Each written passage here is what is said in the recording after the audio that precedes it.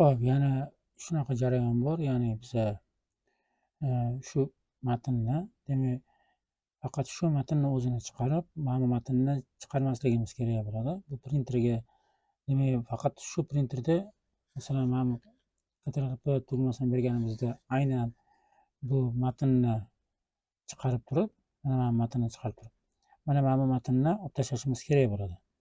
Bu jarayon qanaqa bo'ladi? Demak, biz hozir shuni ko'ramiz. Xo'p, ikkinchi matnni hammasini belgilab olamiz. Mishkani o'ng tugmasini bosamiz.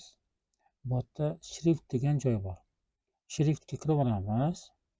Shriftga kirganimizdan keyin bizda birinchi qilgan ishimiz mana shu skritini, demak, o'chirib qo'yish bo'ladi.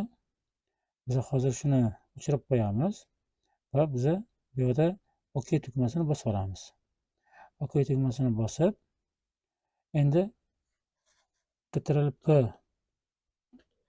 berib, ya'ni shu printerga beradigan bo'lsak, bizda bemalol shu qog'ozimizni aynan shu qismini, jarayonini printerdan chiqarib olishimiz mumkin bo'ladi.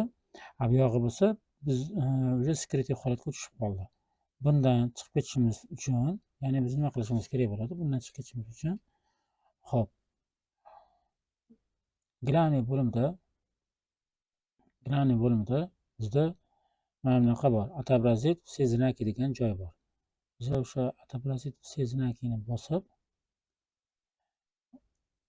keyin bu yerdan biz yana qaytib hammasini tanlab olamiz. E'tibor beringlar, bu yerda shunaqa holat bo'lyapti. Mana buni tagida kichkina nuqtalari yo'q. Aynan mana bu tagida shu nuqtalari paydo bo'ldi. Bu degani fayl qismimiz, ya'ni mana shu matnimiz bizani sekretniy holatda turganini bildirib beradi. Xo'p, endi biz demak hammasini belgilab olamiz. Yana qaytib mishkani o'ng tugmasini bosamiz. Shriftga kiramiz. Shriftga kirganimizdan keyin aynan mana biz belgilab qo'ygan qismimizni skritdan o'chirib qo'yishimiz kerak bo'ladi. Skritdan o'chirib qo'ydik. Mana endi biz bu yerda OK tugmasini bosib olamiz.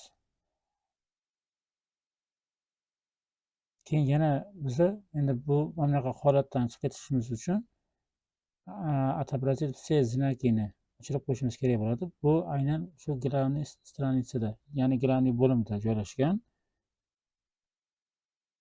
O'chirib qo'yamiz. Printerga yana beradigan bo'lsak, уже bizda o'sha hujjatimizni, demak, ikkinchi qismi ham mana paydo bo'lyapti. Mana paydo bo'ldi.